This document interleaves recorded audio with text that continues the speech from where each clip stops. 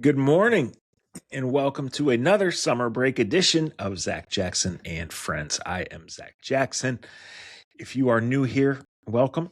If you've been coming here as we approach the 2-year anniversary of launching this podcast, welcome back. If you're watching this for some reason, well, first and foremost, that means that I actually uploaded it correctly. Thanks to the help of my wife and to Fully Loaded, our sponsor, and to a lot of work and a lot of realizing you got to keep up with the times if you're ever going to get noticed in this crowded podcast industry. Got the studio launched earlier in July, and I'm going to start making sure everything or almost everything is on YouTube, and as much can come to you guys via Facebook Reels and Instagram Reels and all that other stuff that the cool kids are doing. I am not a cool kid, as you can probably tell if you're watching or if you've listened before, that you know that. What I am is a basketball junkie. Now, this is mostly a Cleveland Browns podcast, but it's also a Northeast Ohio sports podcast. It's also a podcast talking about life and trying to introduce you to interesting people. So my guest here later today will be Dustin Ford. He is the new basketball coach at the University of Akron. Dustin and I were at Ohio University at the same time a million years ago. I did not know him then. I've known of him since he was a kid because I'm a basketball nerd. I have known Dustin in some fashion for several years. He was promoted to his new gig back in the spring, back officially in March or April. I forget exactly when it was, when John Gross, the old coach, left to take the job at the College of Charleston. So the Zips have won 3 straight MAC titles. They are a mid-major program, but they're a big boy mid-major program. And they don't spend like a lot of other mid-major programs. And the expectation is to win and win big and win immediately. And I'm excited for Dustin. I'm excited to have him here, and we will talk to him. As I mentioned before, if you've been here, you remember last summer potentially, or maybe I only remember this. We had the new Bowling Green head coach on, Eddie George, perhaps a guy you've heard of. We had then the interim football coach at Kent State, Mark Carney. Now he's the full-time head coach at Kent State, and people are buzzing about Kent State football. Again, we actually are going to try to have Coach Carney on here at some point in the next week or two before football gets rolling for everybody. So I like to do this. I like to break the monotony. Sometimes even when there are Browns things to talk about, we're going to the end of summer vacation here. I don't know exactly when you'll hear or see this because I'm going to be out of pocket, out of touch for a couple days, and we're waiting until July 29th. But the problem is with getting guests sometimes is that everybody in the sports business goes on vacation in kind of this 3-weekish window. So if you missed the announcement the Browns made, they're on the field on July 29th. I think the first one open to fans is July 31st. You can look all that up. But today we're going to talk Akron Zips basketball. When I was a kid, I wanted to be the point guard for the Akron Zips. That's what I thought I could grow up and be. Eric McLaughlin was my hero, and my dad and my mom both took me to Zips games. Then when I was in middle school, we went to Zips games, and I went to Akron basketball camp and wondered why they didn't recruit me because I was so good at 4'8". That's probably why I wasn't really that good. Anyway, that's what I wanted to be. My brother wanted to grow up and be Zippy, the mascot. And by the time he hit, 14 or 15, he grew out of that. And I didn't grow at all until I was 16 or 17 or 19. And so college basketball passed me by, but it has always maybe been my favorite sport. I have lifelong memories of going to the University of Akron to watch the Zips, to watch some guy named LeBron James, to watch some guy named Melvin Levitt, to watch LeBron hold his camp there through the years, and bring in, guys that eventually I saw play out in the NBA. A guy named Anthony Bennett. How'd that work out? Anyway, it will always be a special place to me. And I appreciate Dustin for coming on and talking about the program and the realities of college sports and how he's approaching this job and what he's doing all this thing. I got a little list, but I know he's a good dude and a good coach, and I have a feeling we will get past this list when we bring him on to actually talk in a minute. The Zach Jackson and Friends podcast is sponsored by Fully Loaded. They are at fullyloadedchew.com, and Fully Loaded is the top-selling alternative nicotine product on the market. They got all sorts of flavors, all sorts of products whether you're looking for a change in your routine or you're trying to quit the stuff you've been doing for way too long that you know isn't good for you. They are a local company. They have started from nothing, and they're selling a lot of product. So get on board. FullyLoadedChew.com, promo code ZAC15, promo code ZAC15 for 15% off your first purchase at FullyLoadedChew.com. So again, this is mid-July-ish. I do appreciate you coming. I think you'll enjoy hearing from Dustin on what he's trying to do with 8 or 9 new guys on the team, trying to maintain the level of success that the Zips have had at their level and push that even higher. Continue to get to March Madness, maybe win a game, prove that Akron can compete with the bigger boys in this world, and we'll try to get some insight on what you have to do to raise the money, to find the right players, to keep the right players, when frankly schools with unlimited funds are lurking. So I hope you enjoy this conversation. I appreciate all the support that you've shown this, and like I said, as we launch into more YouTube things and Apple Podcast video and all of this stuff, what I can ask of you guys is to continue to support. Follow me on Facebook, follow me on Instagram at Akron Jackson. Whichever you can do, when you click the thumbs up, when you can leave a 5-star review, all of that stuff, because I know, at least I hope more than I know, that we probably have some Zips fans, some Dustin Ford fans on here who are excited about this. And I got to tell you, like, sometimes I ask and I don't expect to hear back, and he seemed excited about doing this. He set the time about 3 times and was checking on me today. Are you ready to go? So I am. So let me press the right buttons, get this commercial up, and then after the break, we will come back and talk Zips hoops and life in college sports in 2026 with new University of Akron head coach Dustin Ford. All right, we're back to talk some basketball. I introduced him a little bit before we went to the break. Dustin and I are small town guys who went to Ohio University in the late 90s. Now we both live in Summit County. I am the 31st best podcaster in Northeast Ohio, and he is the new head coach of the University of Akron basketball team. So it's a pleasure to have you here on Zach Jackson and Friends. Zach, I appreciate it. Been looking forward to it since you hit me to get on here with you and talk a little bit, man. Yeah, so this is new. Like basketball, you've been your entire life, right? But the last 4 months, new role, new responsibilities, all this stuff. So how have you handled that part? What feels new? What feels the same to you? You know what? I guess what feels the same is the fact you're just coaching basketball. You just happen to be a little bit more involved and a little bit more on your plate in terms of planning and preparation. As an assistant coach, you would almost show up to practice and make sure the guys are ready, and then you're coaching in practice. And now as the head coach, I'm sitting here planning practice, thinking a week out, if we're going to work this now, next week we need to be on top of this. And so it's changed a little bit, but, I was fortunate with John. John let me do a lot of coaching. So that prepared me, for this moment and to be able to take advantage of the opportunity that I've been blessed with. I think I know the answer to this, but you've been with John a long time and you had chances at other times to go here or go there. Do you feel like this, like the timing and the place that you've already been, that's worked out in the way you always hoped it would? Yeah, I think so. I'm ecstatic to be here.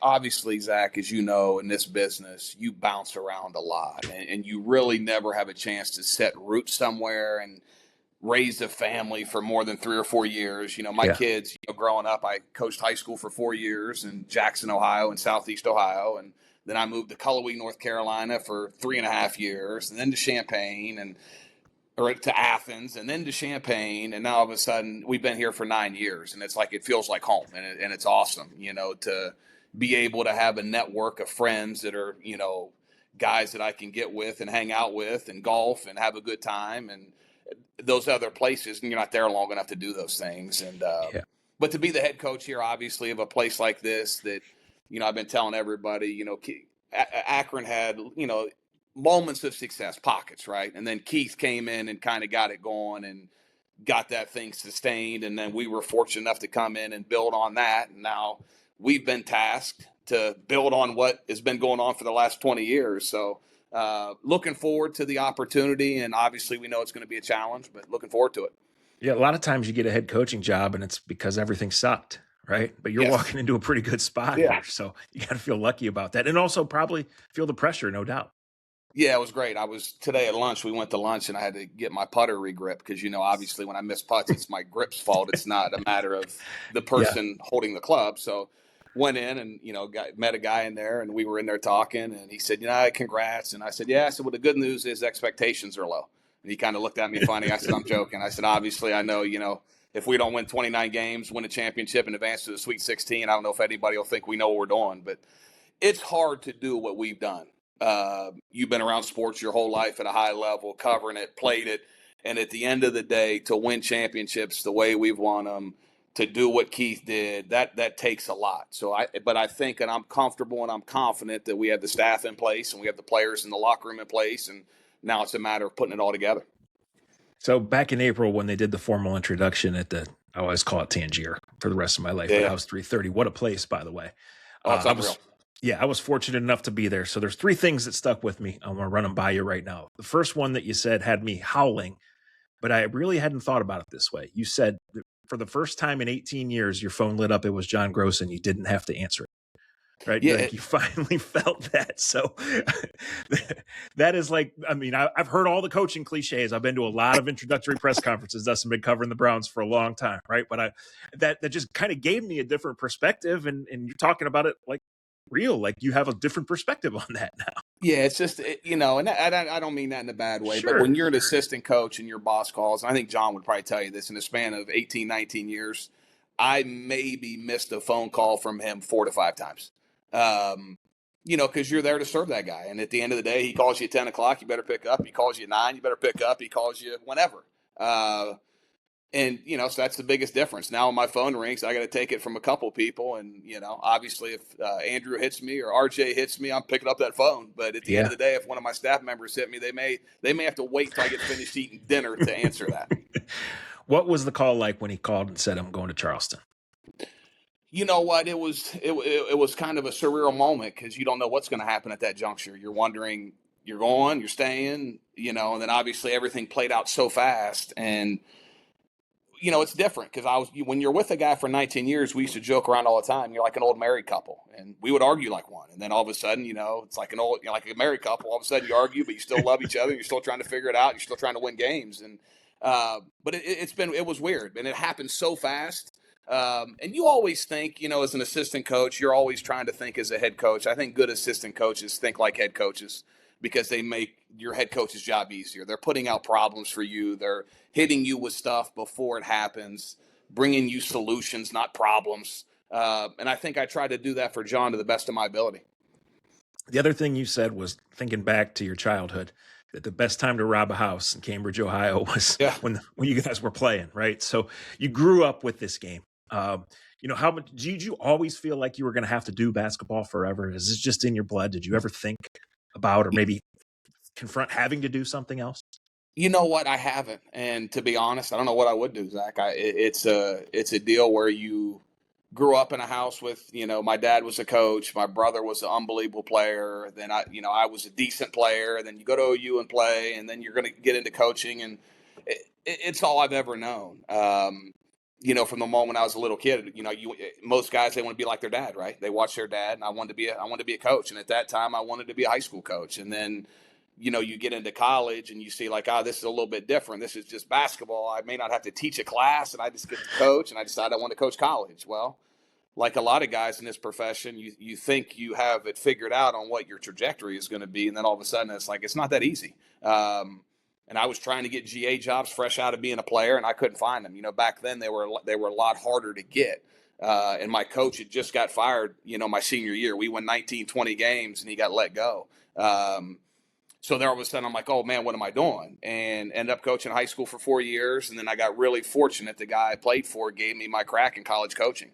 And forever grateful for that, because this is a tough business to get in, and it is a tougher business to stay in. And you got to be really lucky, and you got to have really, really good players, and you got to work with really, really good coaches. And I've been fortunate enough to do that. Yeah. When you go back to Athens every year, where do you go? Ooh, that's a tough one, man. Like I had so many places I enjoyed going. Probably Courtside Pizza is normally what we get post-game meal, right? That's a good one. Miller's Chicken is a hidden secret that not many people know about. I used to love that for lunch. Lucky's Cheese Sticks, although I don't know if they still serve those. As you can see, I like to eat. So Yeah, you want me to keep going? We could carry the yeah, I 30 minutes do. about food. I do. Uh, I do. but it's changed so much since I was there, right? Yeah. All of a sudden we go back there to play, and even from when the time we coached there, it's only been 12 years, 30, whatever it's been, Hmm. and it's like it's changed. There's so many things that are different there, and I'm like, we didn't have that. We had Ponderosa, and then when Damon's came in, we thought it was the greatest thing in the world. Yeah. And now there are actually other places to go. But yeah, Yeah. good place to eat, good place to enjoy yourself.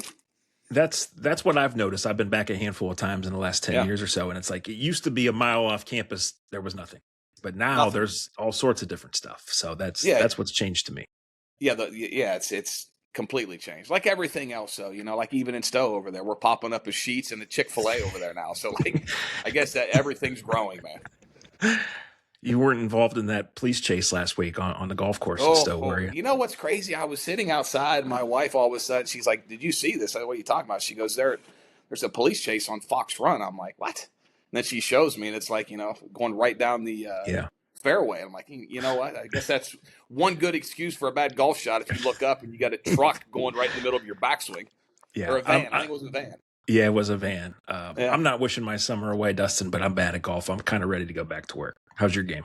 Oh, my game is not good. It's not good right now, but you know what? I love to play. It's one of those things, as you get older, the days of playing basketball. Number one, my basketball game would not translate to open gym play. Nobody wants a guy that all they do is foul and try to play hard. That's not conducive to open gym games. So I haven't played competitive basketball in years, years, years. It's probably a good thing.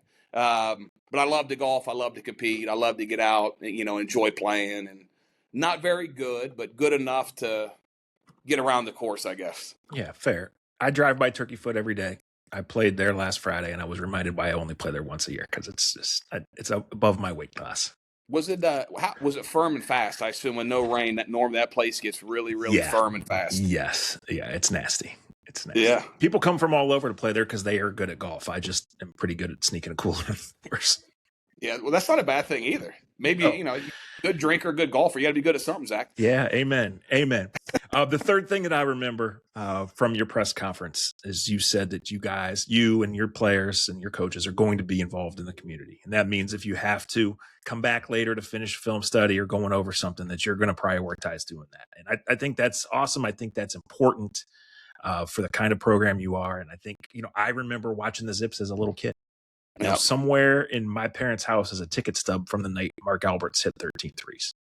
Oh, wow. Like they were in the mid-continent conference back then. They weren't even in the MAC yet, I watched Alfonso Ford play there. I could go on and on and on. I watched your brother play there with the guy named Gary Trent, Somehow you don't remember watching me play there. Once again, bad player. Guys don't remember Well, bad I was players. in Athens, so no, I was in Athens at the time. So I you wasn't got tortured there. for that. I wasn't there. No.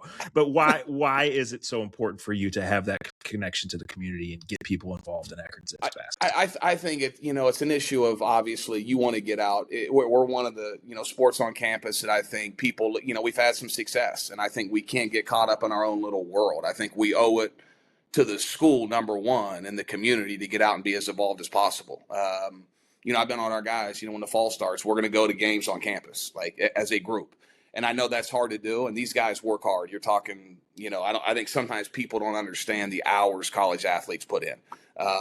But we've got to make it a commitment to doing that. Get out, community service, get into the schools. Whatever we can do to help serve the community and our university is something I think we need to get done.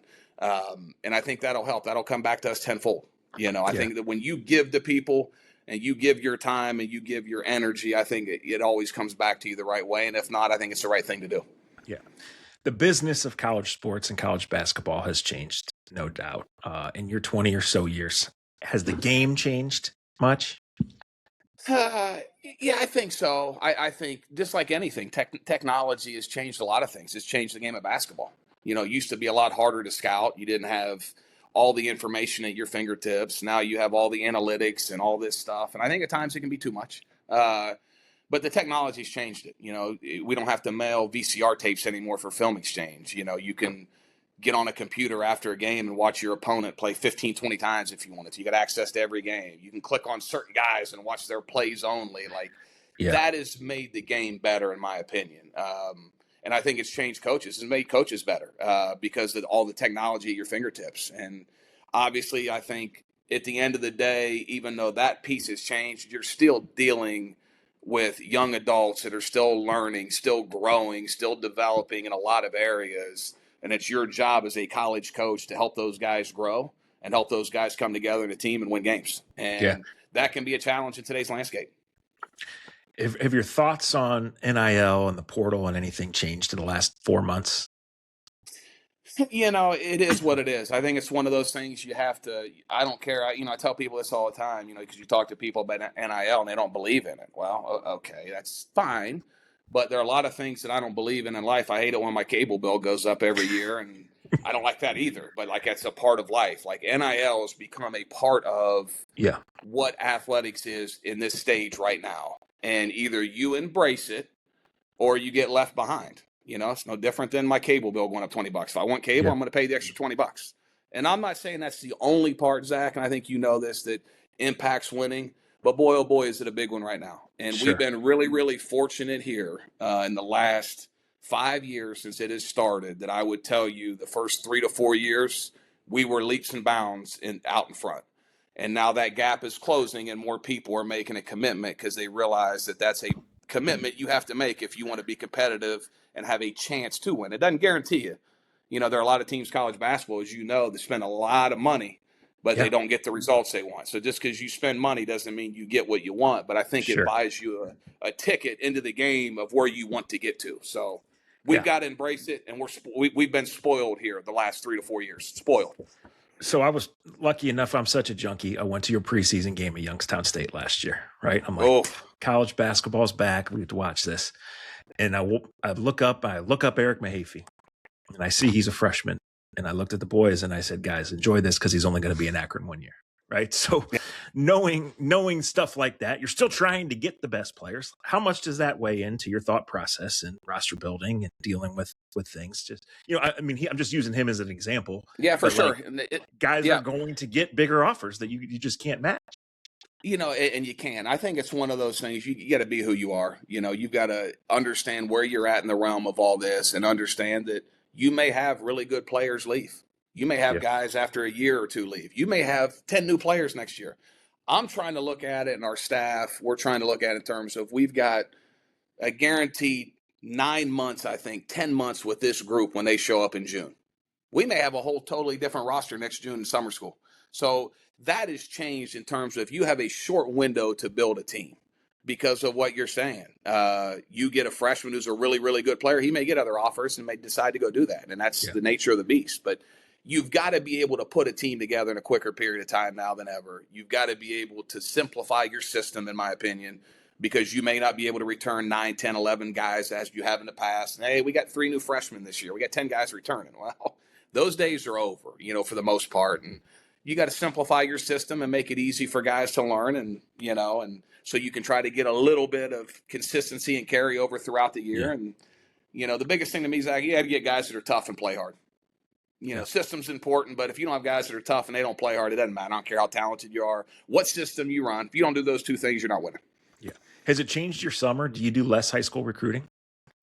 Yes. In terms of, in the past, I would tell you always had 4 coaches out on the road and you're out for the entire weekend, and then you're back for 2 days working guys out, and 4 more guys are hitting the road. And we've cut back on the amount of coaches we'll send out because to me, as you know, the most important guys are the guys in our locker room right now. Now, obviously, yes, we have to recruit, and there are some guys that we will recruit, and we will recruit them really hard, and they will feel that recruitment. But the total number of guys you recruit has shrunk. I'll tell you in the past, if you're recruiting 20 freshmen in a summer, I would tell you now for us, that number's probably cut in half or maybe cut in a fourth. Yeah. And that's just the reality because you don't know what you need. Yeah. And it's hard, but you have to, we want to continue to add good freshmen. We want to add freshmen that are talented, that are high character and have upside. So as a mostly neutral observer who's rooting for you, I loved the MAC being in the spotlight last year, right? Miami brought the spotlight and you guys obviously ended up getting back to the tournament, but there was good players and good programs. But I had a thought. I was like, DJ Cooper would have never happened. He'd have been in Athens, Ohio for 9 months. None of these records, None of this magic. I mean, one March it would have happened, right? But not for a second one. And it's just crazy. It's different. Like, for example, Todd Kowalczyk's one of the best coaches in the country, in my opinion. He's got Leroy Blyden, unbelievable player. Yeah. And like you're saying, DJ Cooper was at OU for 4 years, and Leroy was there for a year, and then he gets another opportunity, similar to what you're talking about with Mahaffey. And sure, that's what makes it hard. But it is what it is. You have to adjust. You have to be ready to handle that stuff. And it is what it is. No different than those guys can make a move. We can go get another guy, and we got to continue to do our job and move the program forward. And the biggest thing, Zach, is you have to make sure in this day and age, because a lot of this happens quick, the guys you bring into your locker room, the guys you bring into your organization, you got to do your best to make sure they're good people. Yeah. No different than any business, any profession. For sure. You want good people around you. And normally if you have good people around you, good things will happen. Yeah. I mean, it's natural, but you can't have guys with wandering eyes in February, right? Or you're going to get beat. Yeah, you get beat. And, we try to talk to our team about that, in all honesty, in our first meeting, about just be present, man. Be where your feet are. Don't worry about what's going to happen 9 months, 10 months from now. Be where your feet are. Put your personal agendas aside. And what do we need to do to try to win a championship at Akron again, get in the NCAA tournament, and try to advance for the first time? That's all that should be on your mind. Everything else we can deal with later, but I'm sure it's hard for those guys. And we're gonna talk about it. Like, there's no need to act like that. Those conversations aren't happening. Like, who are we kidding? So, like, I think the more we talk about it and we're open about it, I think it'll help our group. When this finally gets legislated and regulated, which is way overdue, would you like to see the system? And I think this is probably an obvious answer, where the Toledos and Akrons of the world get rewarded when their players get bought for $4 million, like Leroy Blyden. Yeah, I think at some point that may happen, but I think we're so far off of any of that, kind of stuff. But at the end of the day, it's such a wild time, man, in college athletics. I never thought I'd see the day where teams were spending the money they are spending on rosters in football and basketball, and it's like you wonder, like, where is this coming from? But it is what it is, man. Like I said, 3 or 4 times now, it's like you have to adjust. You got to adapt to the times, and make sure when you adapt, it fits where you're at. You got to understand every place has limitations. I don't care where you're at. Every place, every school has some type of issue, some type of problem. Just like most businesses, no business is perfect. You got to make sure you know what your strengths are and know what your weaknesses are, and try to figure it out, through communication, and get it done. Yeah. What's it been like for you and the guys? What is June and July like for the Akron Zips? You know what? It's been good, man. Really pleased, Zach, with our group. We've done a lot more team stuff probably than what we've done in the past. And part of that, and our staff, we talked about it, the fact that we have 8 new guys. So we know who we signed, but until you get them together and you put all those ingredients together, you really don't know what's best for that group potentially. So we made the commitment, and it killed me. In the month of June, first 3 weeks, we did nothing but offense. We didn't talk about defense. We didn't do one defensive drill. And if you know me, I told our guys this week, we finally started on defense. I said, now we're finally doing what I enjoy. And they started laughing. But I wanted to watch these guys play. I wanted to watch them play together. I wanted to put them in situations to see, who can score, who can drive it, who can post it, who can pass it, who plays well together, what type of, et cetera. And it was good. It was good for us. It allowed us as a staff to evaluate and make some decisions on how we think we need to play. And, that's what we're going to roll with. But you also have to be adaptable along the way. And a lot of times I think as coaches, you kind of get in your mind, hey, I'm going to play like that. Well, if the pieces don't fit for how you want to play, man, it's not real smart. So we're going to try to continue to adjust to the guys we have. And I think that's something that John was always great at. So I've had a firsthand look at a guy that was really, really good at figuring out styles of plays for teams to win, because he did it every which way possible.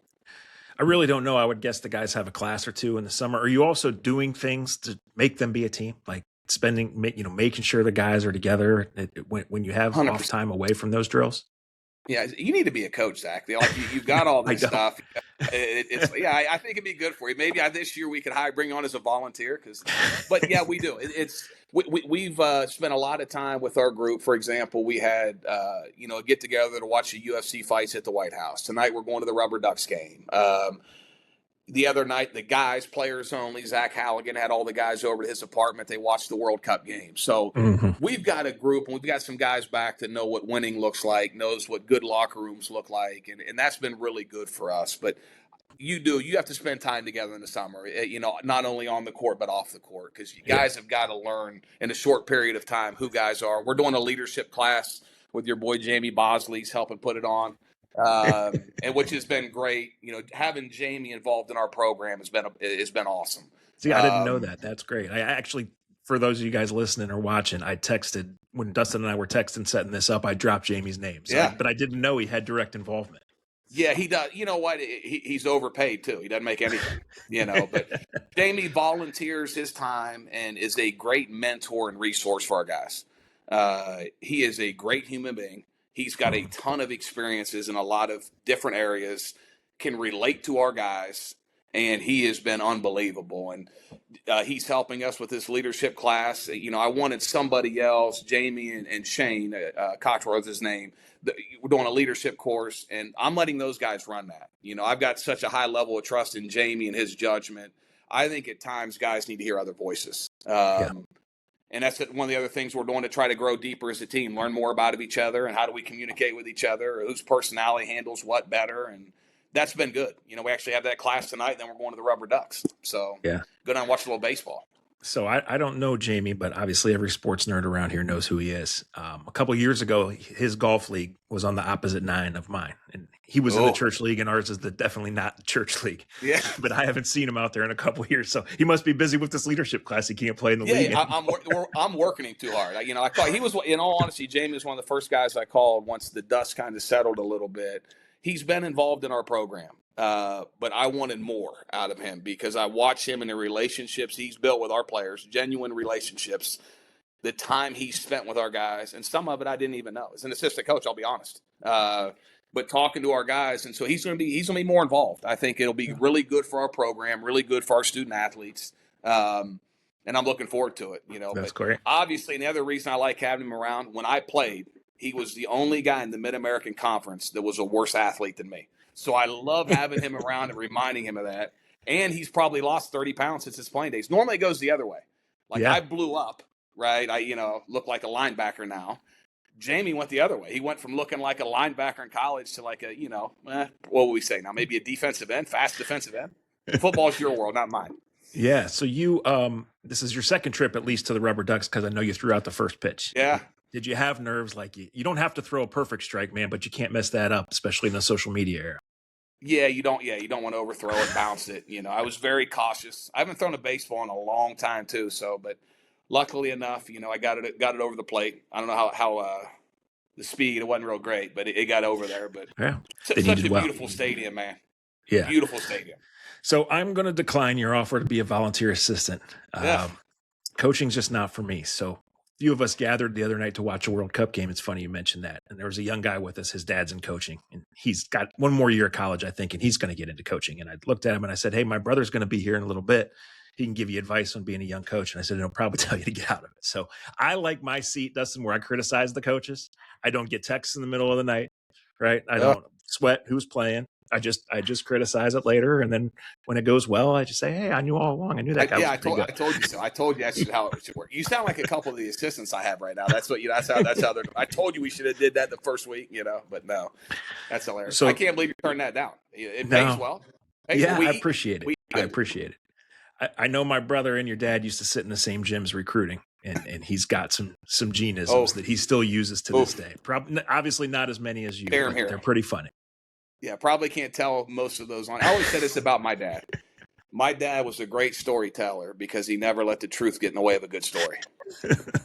And I would sit there and I listen and I'd be like, that's not how I remember it, but it wasn't funny the way that it should have been told. But he had a gift to command a room and a gift to get people to laugh and to, unbelievable at that. He'd walk in a room and he had a presence, and next thing you know, he's got the whole room laughing, and he had a knack for making fun of himself. And if you can't make fun of yourself, who can you make fun of, right? That's right.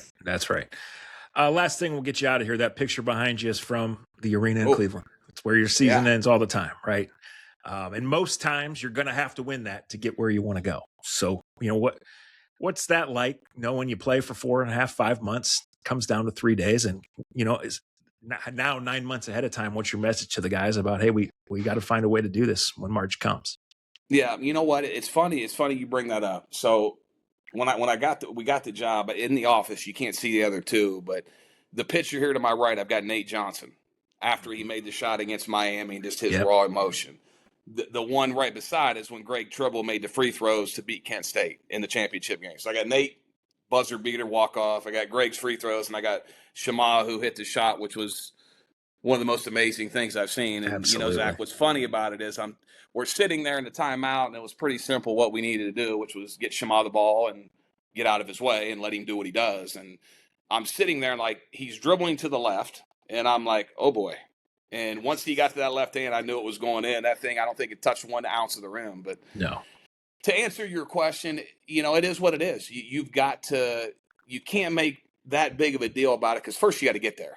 It's not a guarantee. We take 8 teams every year. So, like, in our league, it's really good, So, at the end of the day, you got to worry about first the non-conference, then the conference play, then getting to Cleveland, and then taking it 1 game at a time. And, I've been really fortunate, with John for 18, 19 years and played in a lot of, whether it's MAC tournament, Big Ten tournament, Maui, we won Maui, to watching him operate in a tournament setting. And I think that's where he's at his best. Really, really smart, has a great way of keeping things simple in those quick turnarounds where I think sometimes as coaches, you almost want to do too much because you feel the pressure of that moment. And at the end of the day, let's call a spade a spade. You got to have really good players. You got to get them to the court. And it's not the prep the night before that game. It's all the stuff that went into it. And if you have good players and you've done your job leading up to it, good things normally will happen. And obviously, Shema, Nate, and Greg are prime examples of that. In the biggest moments we needed them, they stepped up. And I think sometimes people forget that. We're 1 play away in each one of those games. That's the fine line of winning a championship. And he could have missed a free throw. Nate could have missed the layup. It goes to overtime. Shema could have missed the step back going left. And everything else is different. But guess what? Those guys are really good players, and they made plays and helped their team win a championship. And we got some guys in our locker room now that I'm looking forward to. Hopefully, I left room on the wall for one of those guys to hopefully do it. Although I'm going to be honest, if we're fortunate enough to get there, which that's the goal and the expectation around here, I'll be ready to put a spot up there. And I'm hoping, Zach, that it's not a 2 free throws or a layup at the buzzer or a walk-off step back free. Like to win by 11. I can sit back on the bench and kind of look around and be like, holy cow, is this really happening, man? So 2 things stick out to me from that great answer. One, John would be proud. 1 game at a time, 1 practice at a time. Right? Yeah. I had him on back in January, and that's what he was filming. I was like, Coach, I'm not really here for the cliches. I want you to sell the program. But you don't want the coaches. That day when I talked to him, because I had met him with you up at Sandusky, and I had talked to him here and there before, but I had never really sat down with him, right? And I said, Coach, I just want to be honest with you. Like, young in your career, you were an absolute lunatic, and you still have that button, but you've reeled it back in. So, like, where is Dustin Ford head coach on the lunatic scale? And are you, maybe, I don't know, are you not looking forward to the first tee, but do you need it to get it out of the system? Like, you just get out of the system so it doesn't happen again. It'll be interesting. Obviously, I was a high school coach for 4 years, and I had just got done playing, and I still had the player in me. And obviously, as a player, you can't say anything to the officials. Nothing. You can't say anything. And all of a sudden, I'm head coach of high school, and now you're working officials, and I was probably a little bit of a maniac. But obviously, that was a long time ago. But hoping to be mild. At the end of the day, I'm sure I'm going to get my blood pressure up at times, but they're going to make mistakes. Officials make mistakes, coaches make mistakes, players make mistakes, and they're human beings. And if you're barking at them the entire game for 40 minutes, I'm not the smartest guy in the world, Zach, but if there's a 50-50 with 5 minutes to go and you've been on that dude's head the entire game, I don't know if I'm giving that guy the 50-50, So funniest thing I had on that, though, I bump into Bill Eck at Sandusky. You'll love this, and we're talking, and Bill's a super dude, great official, great human being. And Bill says to me, he said, in all those huddles, you're not going to get to have to come out and talk to us like you always would during games. I said, now I actually have to work, Yeah.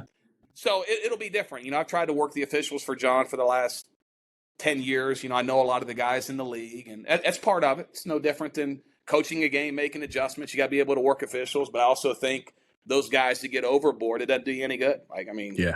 at some point they're going to block you out if all you do is complain to them. Yeah. Well, Coach, you've been a great guest. Now you got that putter regripped. You waiting for LeBron to call, take you out to Portage? Oh, I'd love to. But the putter is regrip, but I still don't feel comfortable. I'm looking for a driver. If you got any suggestions for a driver, maybe that'll help. How do you get rid of a banana slice? Should I get on YouTube, you think? Yeah, I drive at 162 pretty consistently, so I'm not the guy to straight? ask. It's pretty straight. It's pretty straight. Yeah. Well, it's so old man golf at its finest, right? It's so firm out there, you shouldn't have a problem. Yeah. Just let it roll. I come to that first tee and I say, I'm not going to get hurt. I'm not going to hit it out of bounds. And so I hit it 162 and we go hit the second shot.